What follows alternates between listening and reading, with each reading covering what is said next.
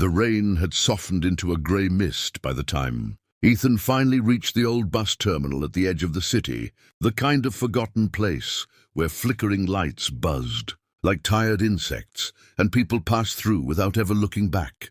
And all the while the small hand in his felt colder than it should have, making his chest tighten with a worry he couldn't name, because the girl, Lily, she had whispered earlier, still hadn't cried, not once. Not even when a security guard questioned them with suspicious eyes. And that silence scared Ethan more than tears ever could, as if she had learned too early that crying didn't always bring help.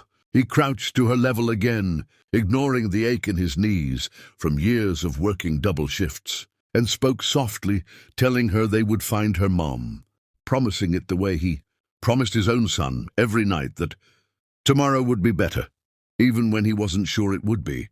And Lily finally nodded, clutching the worn strap of her little pink backpack like it was the only solid thing left in her world. Inside the terminal, Ethan asked everyone, vendors packing up stale pretzels, a janitor mopping the same patch of floor, an elderly woman waiting for a bus that might never come.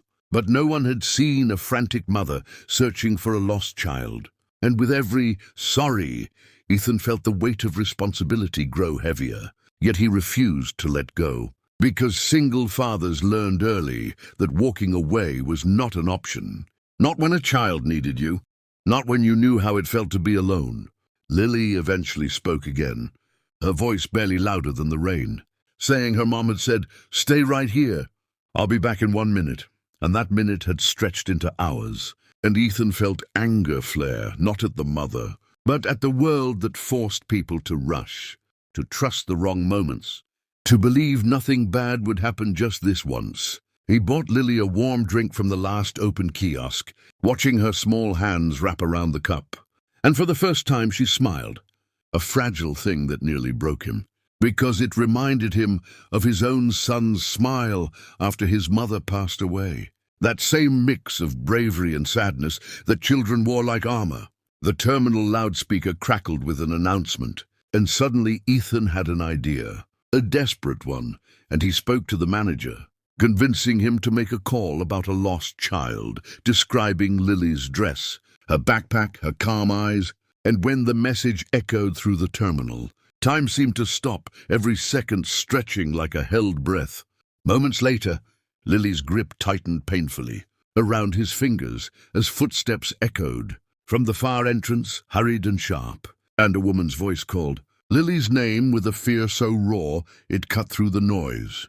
And when Lily turned and ran, Ethan felt a strange mix of relief and loss, as if something important was being taken from him, something he hadn't known he needed. The reunion was explosive, tears, sobs, apologies spilling over each other as the woman fell to her knees and held Lily like she might vanish again, and Ethan quietly stepped back, ready to disappear into the background where men like him usually belonged. But before he could leave, the woman looked up, her eyes red but piercing, and thanked him again and again, gripping his hands with a strength that surprised him, asking his name, asking how she could repay him. And Ethan shook his head, saying he was just a dad doing what any dad should do, even though deep down he knew not everyone would have stopped. Not everyone would have stayed for hours in the rain. She introduced herself simply as Anna, still trembling, and offered him a ride home, which he politely declined, thinking of his son waiting alone after school.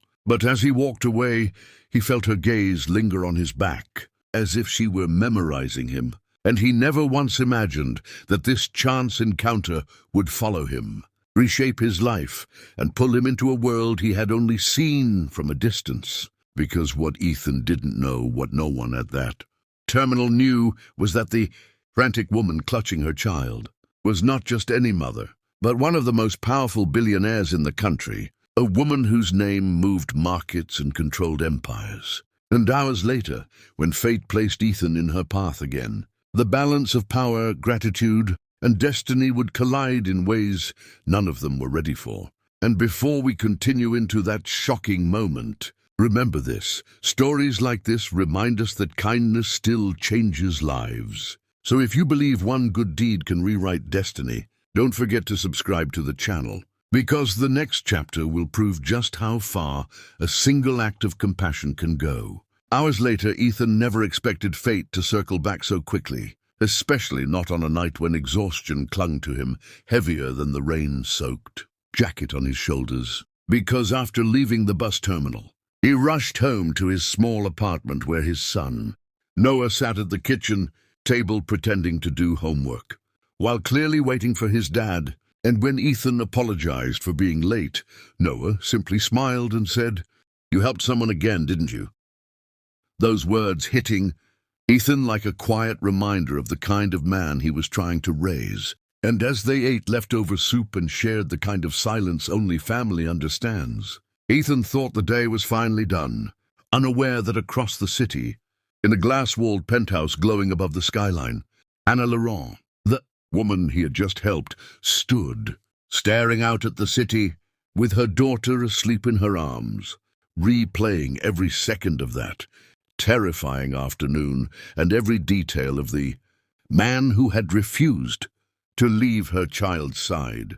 Anna was no stranger to fear in boardrooms or negotiations worth billions, but losing Lily even for a moment had shattered something inside her, stripping away the armor of wealth and power until she was just a mother, desperate to breathe again. And as her security team filled the room, asking questions, offering apologies, promising tighter protection, Anna said only one thing that stunned them all.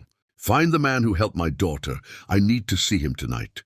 Back in his apartment, Ethan was interrupted by a knock that felt too sharp, too official for that hour, and when he opened the door, two well-dressed men stood there respectfully, introducing themselves as representatives of Anna Laurent, the name finally clicking in Ethan's mind like a delayed thunderclap, because even he had heard of her, the billionaire tech founder, the woman on magazine covers, the untouchable force. And before he could refuse, they explained she wished to personally thank him, offering transportation, insisting it was important. And Ethan hesitated, looking at Noah, who whispered, "Go, Dad. You always tell me helping people matters."